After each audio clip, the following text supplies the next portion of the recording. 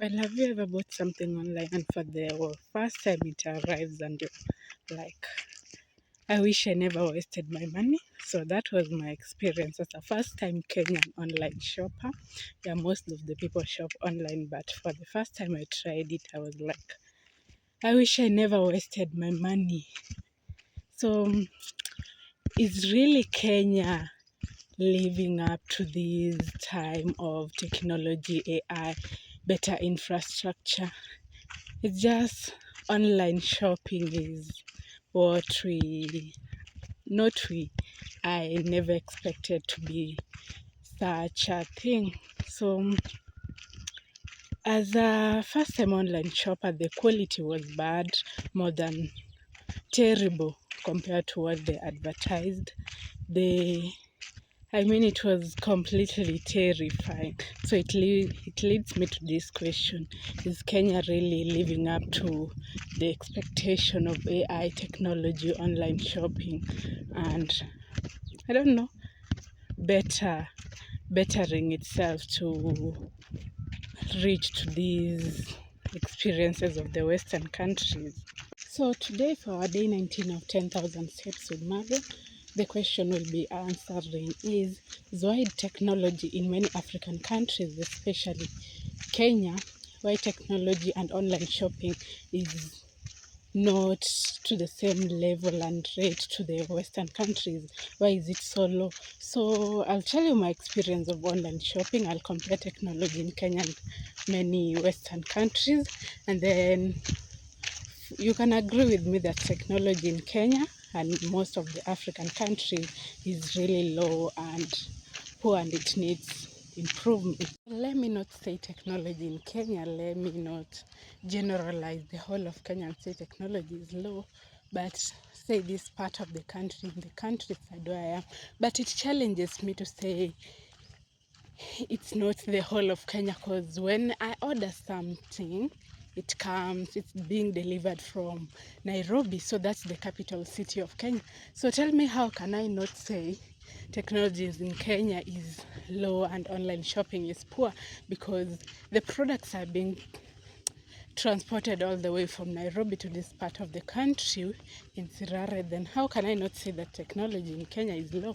So I ordered a bicycle online, an online shopping app in Kenya. Most of the people have used it. Most of the people are using it on a daily basis. I ordered a bicycle size 20.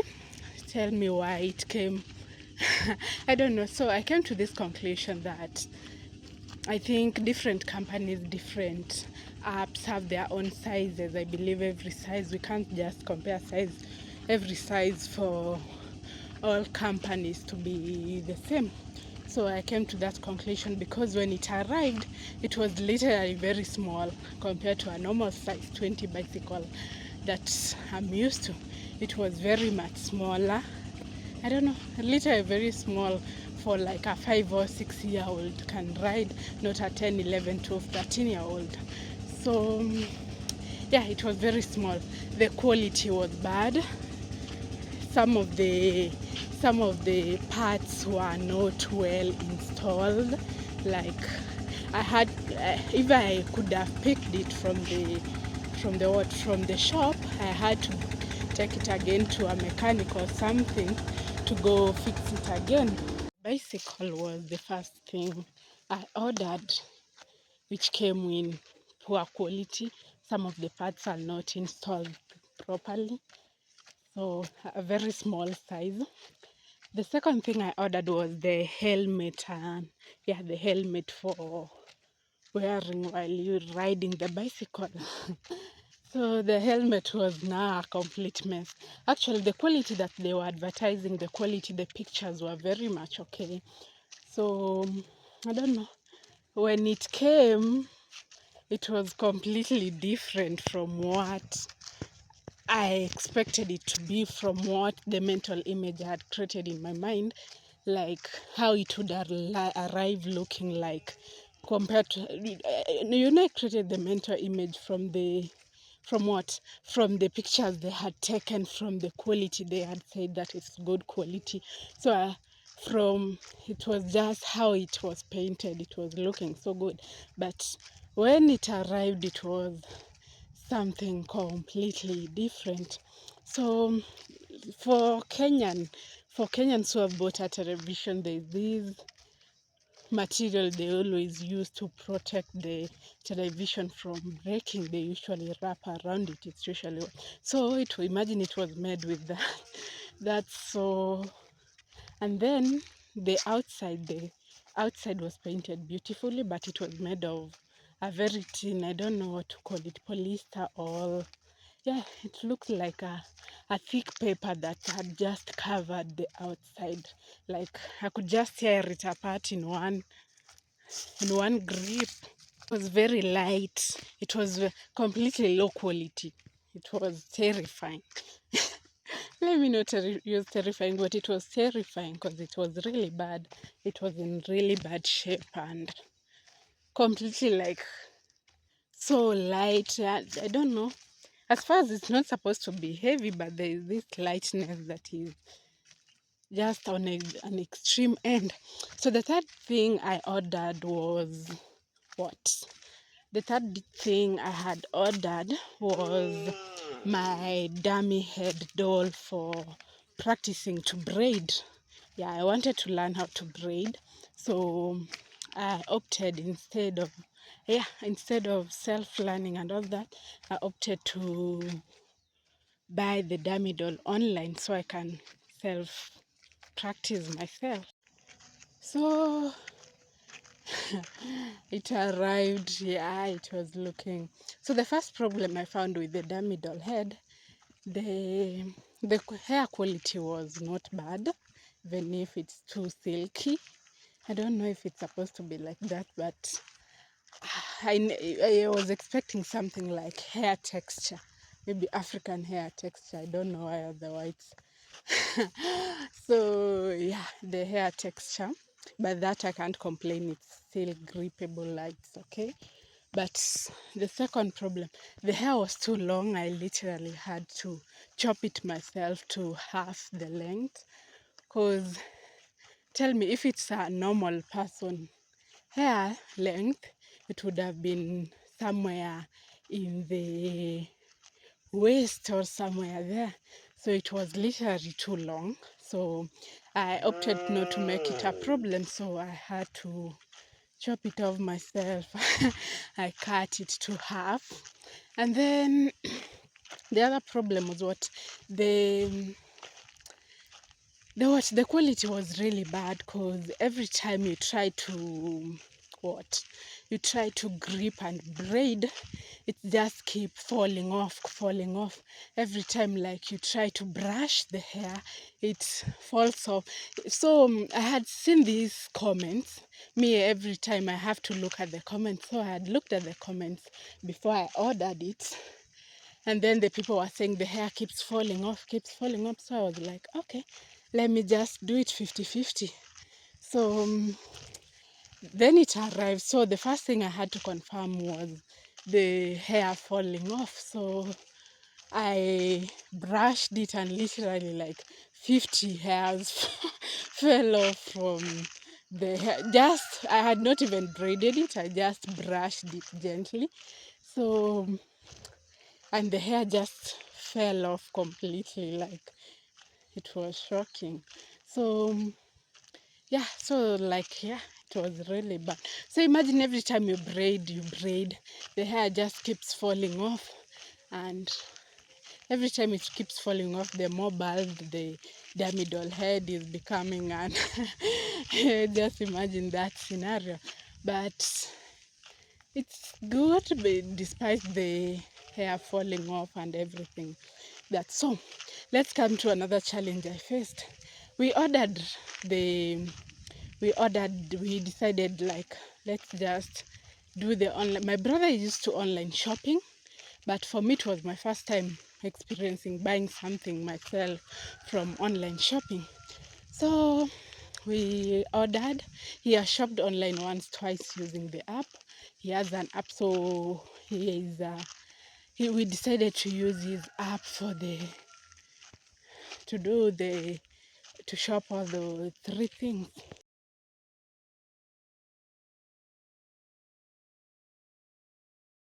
So tell me why after shopping it took around 2 weeks for the things to be delivered all the way from Nairobi to Sirare.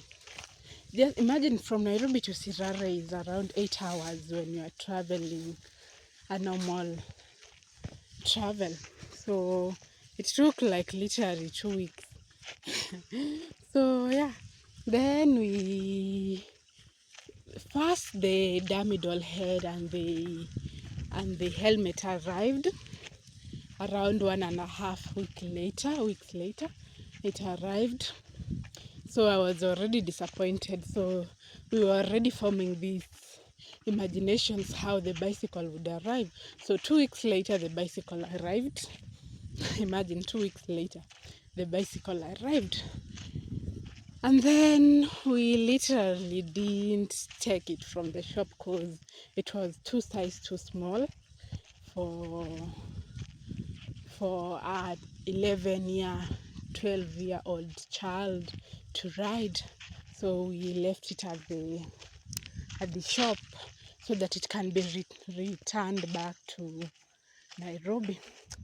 So, and then, so they had to refund the money. The bicycle was 7,100 and a few shillings on top. So we took we went and checked it at the shop, and then we returned. We said it should be returned. So refunding the money became another problem. So when going back online, we have to go back to the app and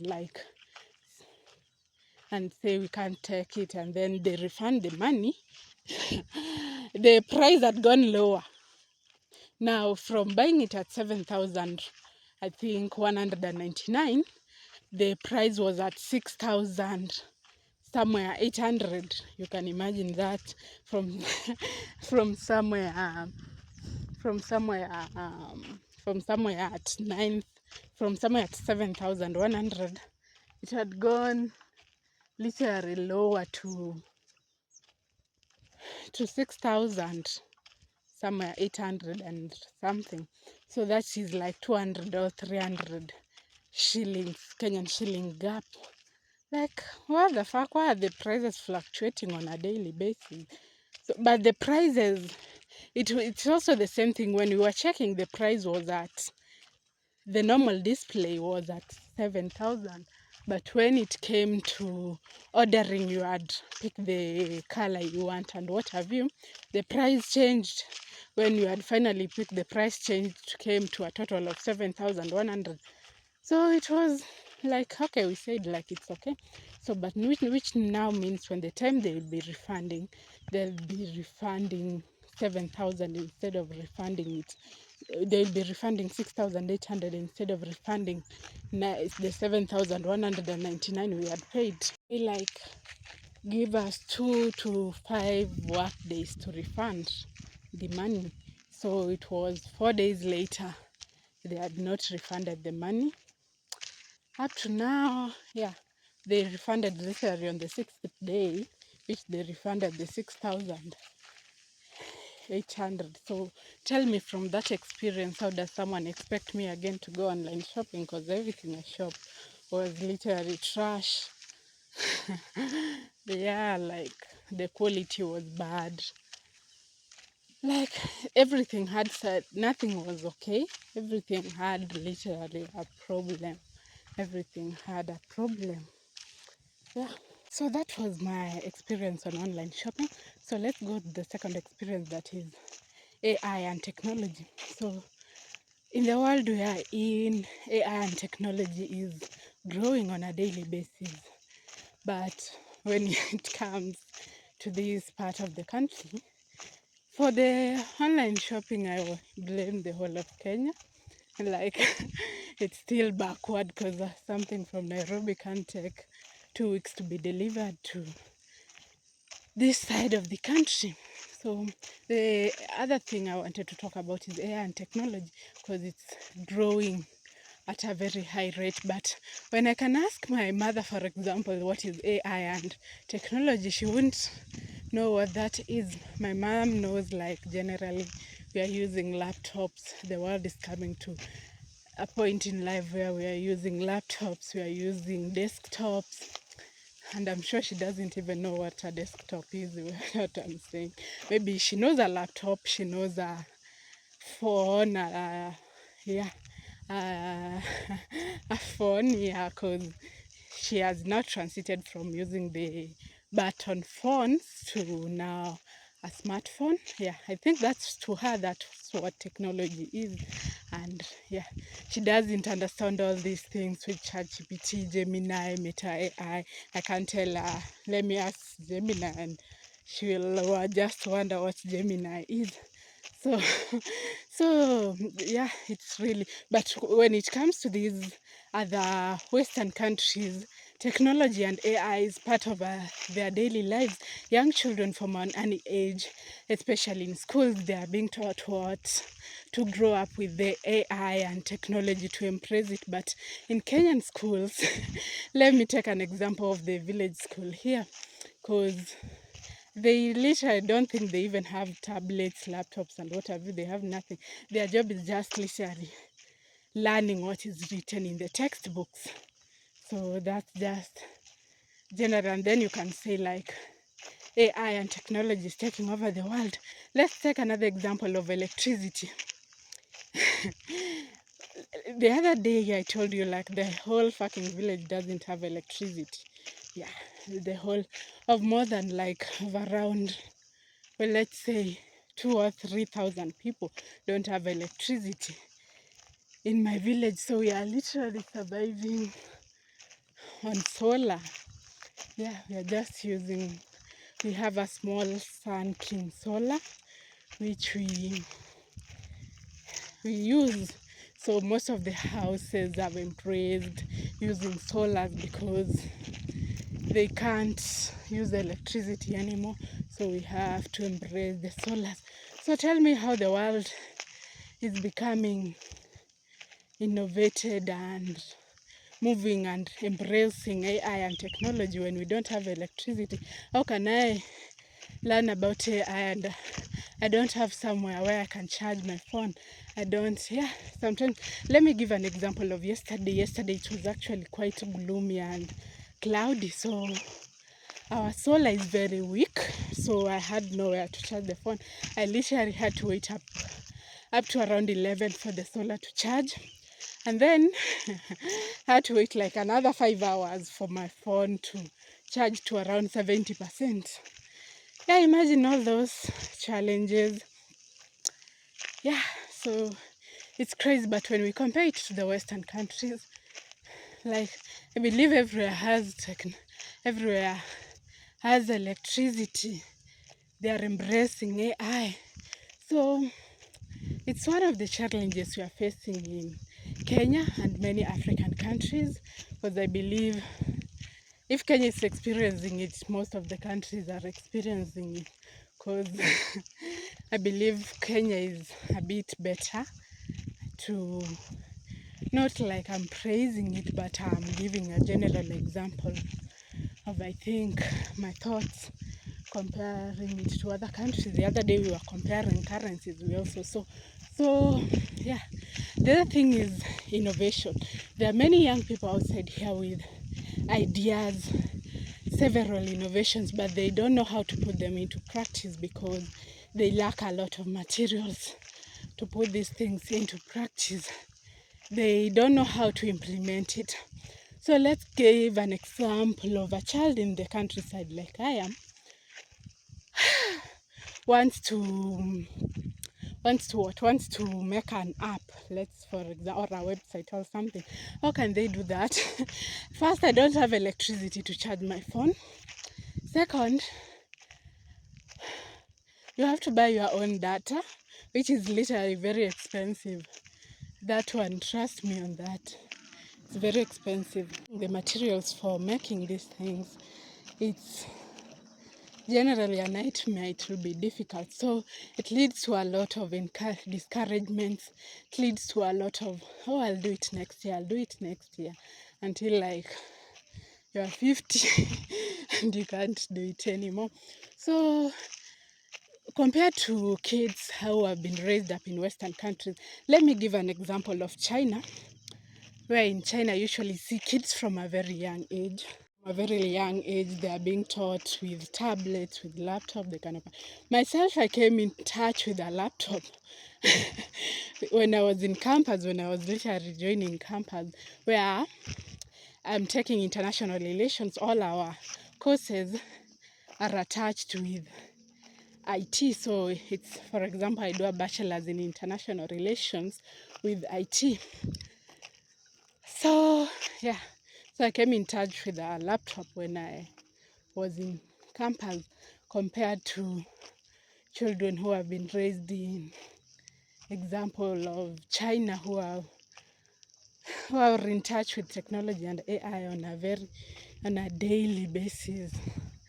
So it can become very challenging, and maybe it can become very challenging. So it's difficult for people to put their ideas and innovations into practice, because they are facing a lot of challenges into. So like people just tend to say like, let me just give up because you already can see it's hard to do that. So another thing we are facing as challenging in Kenya is the internet and network.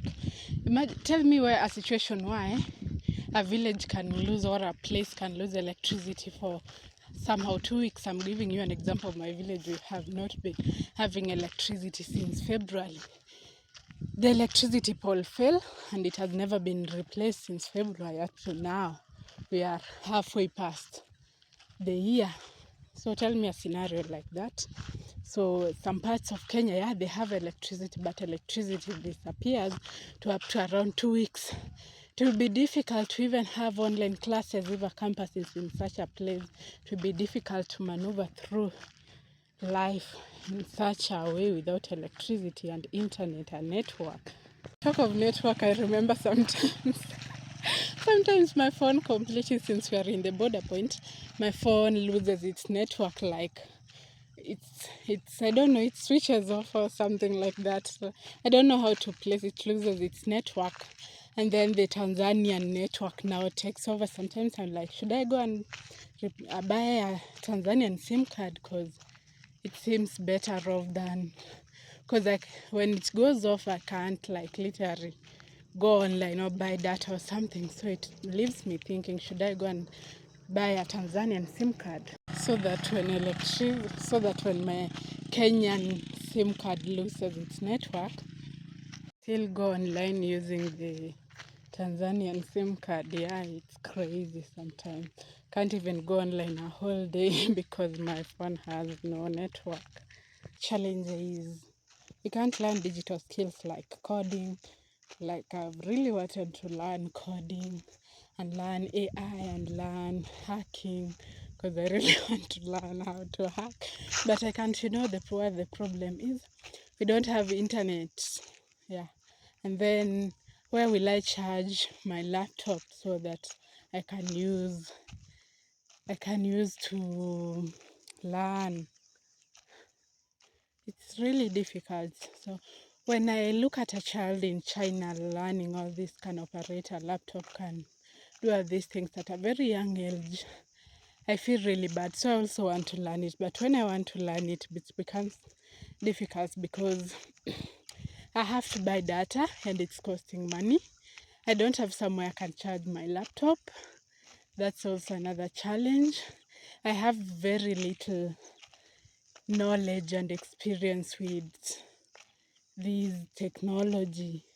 So, but I'm willing to learn, but when I want to learn, there are also other challenges.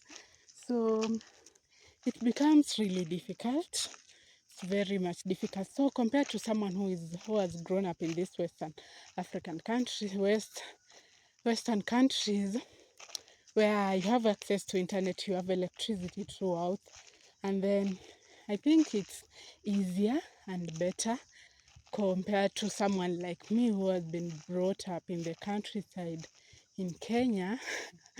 I have no access to all these things. I can't. Everything I try to learn has a limitations to it. So it's kind of very difficult. Makes it very difficult. So it has been very many encounters that where I've wanted to learn coding, but when I think of all these things, I just give up. So this happens to most of the people. They just give up.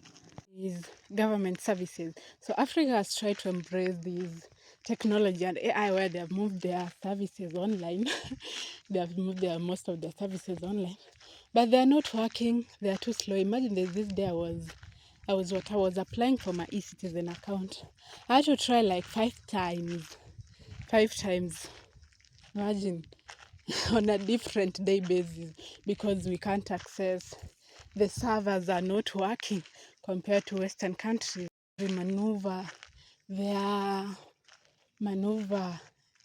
through their online services, government services, very easily online. But in Kenya, we can't do that. We can't. It's not, even when I went to Huduma Center, this is where I usually move. It's a government headquarters where they can do literally all these services for you, but sometimes you go there and their servers are literally down, so you have to sit in line for around like 2 hours, and they're just seated there because the servers are not working. Like, what the fuck? And then the last thing I think I'll complain about is employment. Many people in Africa, we have thousands of graduates, especially in Kenya, who are not employed. Like, there are no jobs, like literally. So, or we have this position where people have learned, but they are specialized in something different apart from what they learned in campus. So to end today's video on day 19 of 10,000 steps. So I don't think that Africa is lacking talent. On the contrary, Africa is full of innovators, brilliant minds, innovators and entrepreneurs. But what we need is investments in better infrastructure, better development, better investment in technology and AI to become better, to be in the same standards as the technology and the AI in Western countries. So as far as Africa is facing many challenges, I don't think brilliance and innovators and entrepreneurs is what is lacking. I think it's more of investments in betterment, in better infrastructure and better all these things, so that it can level up to these countries. So I believe where you are located should not be a limitations to access better technology and AI. So to end our day, what's your perspective on it? So I believe technology and AI should benefit everyone regardless of where you stay. And if you have ever shopped online, give me your perspective on what you think or what you experience in online shopping in Kenya and these other African countries is, because I believe not all of us, our experience has been bad. I believe maybe others have good experience in online shopping. I don't know. But don't forget to give me your perspective and view on online shopping. So, because I already have the fear, I don't think I'll ever shop again online. Let me do it physically. Let me go and do it physically. And then, yeah, because I don't think I'll ever trust shopping online again. So we end our today's video. Don't forget to like, subscribe, and give me your perspective. So we have already hit 10,000 steps. Yeah, for our day 19. So, ciao.